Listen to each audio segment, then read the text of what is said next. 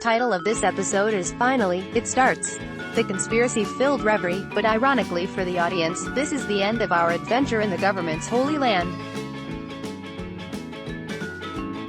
The political intrigue builds to its most crucial moment, the actual meeting of the kings to direct the world's future, and then the show pulls a meanwhile back at the farm on us as we transition into the next 100-episode arc, leaving the consequences of the Reverie a perpetual mystery.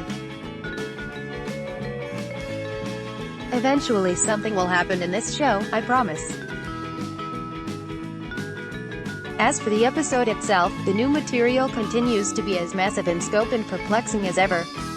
To start, the various monarchs spend their free moments before the proper meeting discussing Luffy and Wano. The past couple of weeks have reiterated a few of the more interesting tidbits about the samurai country, like how it's isolationist in nature and functions independently of the world government. The Zou arc already set up the isolationist aspect, since that's what Kinemon's troupe is hoping to change, but it feels appropriate to bring this up again in the Reverie setting. Some countries, like Fishman Island, are looking to expand their horizons and build a better future for themselves, but they're forced to do so in a distressingly cutthroat political climate. It's no mystery why somebody wouldn't want to join the world government in its current iteration, but Wano's independence is shady in its own right. They're completely cut off from the world and held down by the reigning shogun's dictatorship, not to mention Kaido's world-destroying machinations. We still don't know much about what's up with the place, but apparently its samurai warriors are powerful enough to even keep the Navy's admirals at bay. 3D2Y recap, in probably the flimsiest reach of all the Reverie's recap segments yet, this episode focuses on the journey that led us to the infamous time skip.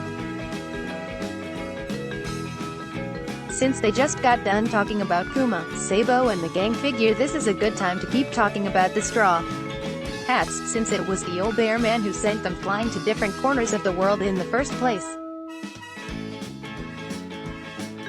Looking back, this development feels like the nexus for what the series is doing nowadays by splitting up the crew and constantly delaying their eventual reunion.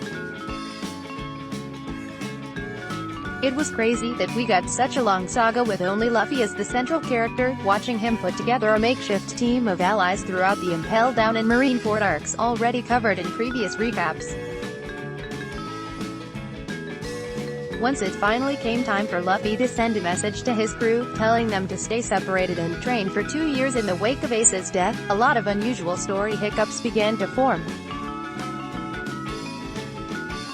I think an overlooked complication that accompanied the 2-year jump is that time no longer exists as an abstraction in One Piece. Before the time skip was introduced, you could have imagined the Straw Hats' adventures already took place over several years. Was Zoro still a fresh-faced 19-year-old? He could have been 30 by that point for all we knew.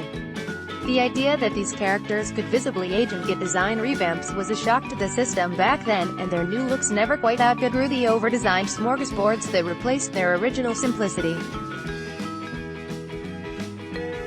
Part of me hopes that we'll get another time skip in the future just so we can look back at this era as the gaudy teenage years of the series. The final big reveal of the Reverie is the nature of the shadowy figure who was looking at that giant refrigerated straw hat a few episodes ago. This person is referred to as Imu-sama, and while they remain in silhouette, we discover that they're the secret one true king of the world government, taking a seat on the fabled empty throne and giving orders to the 5 elders. This scene is a little punchier in the manga, where we got the history and meaning of the empty throne in one chapter, and then 1 week later the truth undermines its symbolism. It's spread out more in the anime. As usual, the ambiguity doesn't give us much to work with, but there are some interesting implications nonetheless. IMU potentially gives us a singular villain to blame for the evils of the world government, guiding the 5 elders toward cleansing the world and other virtuous synonyms for genocide. To what end? We still don't know, but everything we've seen of this character implies that they're far more in tune with the story's big picture than anybody we've met in this series to date. Before IMU is summoned to meet with the five elders, we see them relaxing in a flower field, cutting up pictures of Luffy, Blackbeard, and Shirahoshi. Vivi's picture is also present, but it hasn't been cut. If anybody's still in need of a One Piece Lore 101 lesson, this is all relevant to the general arc of the entire series that's been hinted at through vague mysteries about how there once was an ancient kingdom that got wiped out during the creation of the world government, likely involving the oft-talked-about ancient weapons, which we know Shirahoshi is one of thanks to her ability to control sea monsters, and then the government proceeded to erase all historical record of this century preceding their existence. Characters who have the middle initial D in their name, like Luffy, Law, and Blackbeard, are speculated to be carrying on the will of that ancient kingdom by way of free will, destiny, and all that jazz. Be it an act of literal and universe fate or simply the audience's understanding of basic narrative poetry, Luffy and Blackbeard are bound to be the ones duking it out for the One Piece. At the end of the series, yet here they're mutual enemies of the state, acting as representatives of free will and individualistic desire to counterbalance the administrative wickedness of the government. Even a brief glimpse of IMU's existence opens up a ton of opportunities to unite these scattered ideas into something more focused. The celestial dragons fear the will of D because they represent a dead kingdom's vengeance, however indirect, and IMU probably recognizes the cogs of destiny churning as these pirates rise to power. I've always figured that the ancient weapons meant the series had to escalate toward an apocalypse of some kind, and whether it'll be a good apocalypse or a bad one will be determined by whoever kicks it off. Spoilers, it'll be Luffy, so that's more or less the reverie.